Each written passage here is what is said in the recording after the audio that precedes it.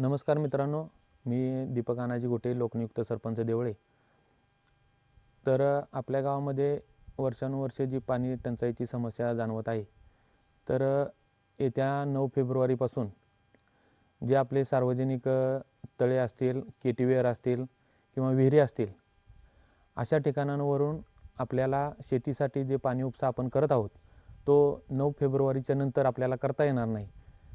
कारण नंतर आपण जर पाहिलं तर उष्णता आपल्याकडे भरपूर असते आणि जनावरांचे आपल्याकडे जे हाल होतात ते वाचवण्यासाठी आपण हा ग्रामपंचायतने निर्णय घेतलेला आहे की 9 फेब्रुवारीच्या नंतर आपल्याला अशा कुठल्याही सार्वजनिक ठिकाणावरून शेतीसाठी पाणी उपसा बंद करण्याची घोषणा आम्ही ग्रामपंचायतच्या मार्फत आपल्याला करत आहोत.